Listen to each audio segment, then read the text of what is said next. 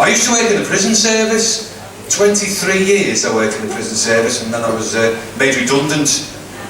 They call it parole, but same thing, isn't it? I've got a job which I do now. It's a non-paid job, but I work as an energy advisor. Yeah, it's just in my house, going around switching lights off, televisions, rooms with nobody in.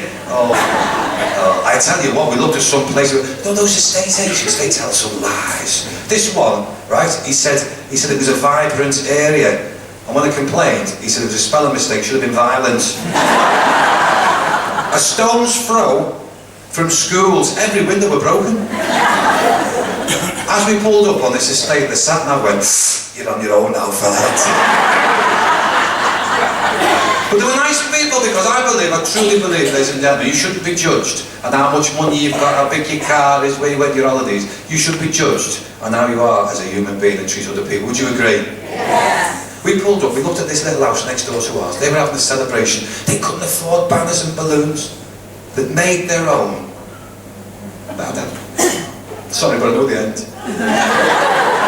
Hanging from the bedroom window of this little house was a banner that made out of a bed sheet that had been white in a previous life. All it said was, "Happy birthday, Grandma. 30 today."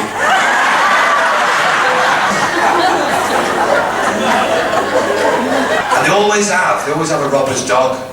You know them angry dogs, you can't tell which end is which, they put the biscuit in the wrong end. Yeah? And she asked me a question, which I know you'll all agree. You've got to ask this question. You can't throw this kind of kindness back in someone's face. She said, "Would you like to come in for a cup of tea?" I said, "I would." She took me in the front room, switched the television off, went business. I went to sit on the couch. I thought it was a pattern until they started moving.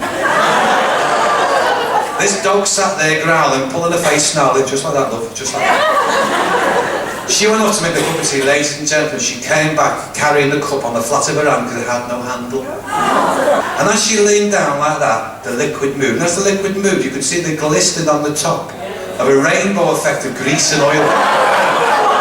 There was lumps because the milk had gone off. And as the liquid swished and swooshed away, you could see the brown rings of the previous cups of tea. If that cup would have been a tree, it would have been 7. She sat opposite me. She didn't go. I took a mouthful. It was burning, it was gagging, it was going down my back, coming up my nose. The dog was growling. I said, "I don't think your dog's too keen on me." She said, "He'll settle down when you finish drinking out of his cup."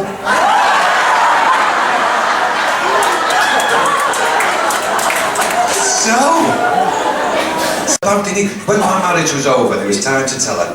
I thought, "I'm not going to mess her about, I'm going to tell her straight. She's losing me, fair play, gutted. But I'm going to take a bit of the blame, because that's the kind of guy I am." So I said, "Look, love, the marriage is over, it's finished. But it's not you, it's me. Can't stand you anymore." Send.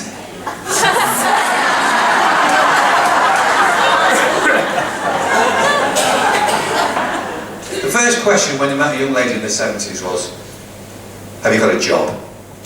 Money was tight, times were hard, you didn't want to linger her. You didn't want one of those girls who was happily drinking lime and lemonade. The minute you ask her, it becomes brandy and baby sham. That was you, wasn't it? Yeah. In the 80s, the question changed to, "Have you got any kids?" Yeah, just an observation, not a judgment. In the 90s, that question changed slightly to, "How many fathers have your children got?" And now in the noughties, the first question these young lads should be asking a woman when they meet them is, "Have you always been a woman?"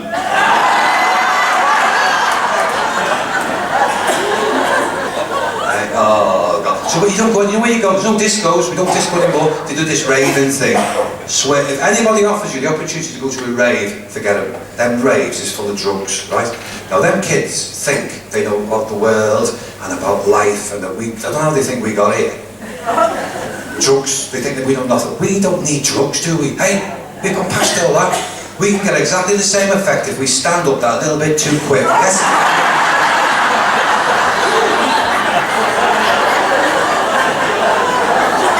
So, where do we go? Where do you go to meet someone? You don't go anywhere. You stay in your house and you put an advert in. I put an advert in. Yeah?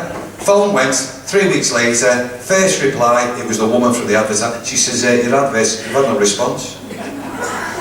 I said, "Well, thanks for that, love."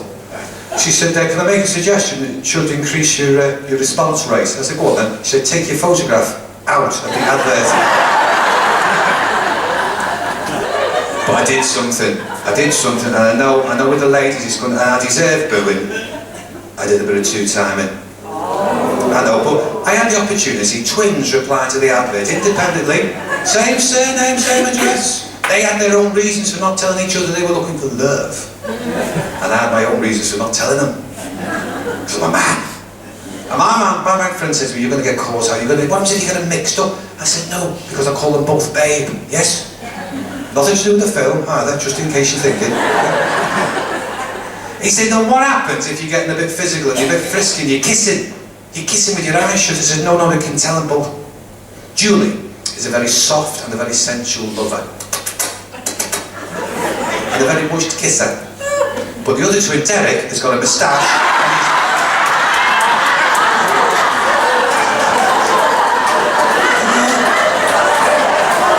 But when I fell out with my first one, it was over different things. First of all, we had a row. Ready for this? We were in bed, and we heard a noise downstairs. And she said, go and see what that is. I said, it'll be the cat. She said, we've not got one. I said, I'll get one in the morning. She said, get downstairs, it could be someone robbing us. I said, but robbing us, what will they be doing down there? She said, they'll be looking for money and valuables. I said, I'll go and help him then, I think, to be honest with you. I stayed, but she said, get down there. I said, I'm not going down there, could it hurt me? She said, you coward. I said, I'm not. She said, I thought you were brave when I married you. I said, so did my friends and my family, to be honest with you. But I worry for the kids, don't I? All the parents and grandparents just cheer. Do you find, as they get older, the little darlings don't come around as often as they used to? You know, when they've borrowed everything and know what everything is. Yeah. Little tip, if you want a little bit more time off them, is ring them up, and while they're trying to get you off the phone, because they have such busy lives, don't they?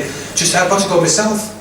I've got someone popping round to discuss equity release and remortgaging the house. Bye!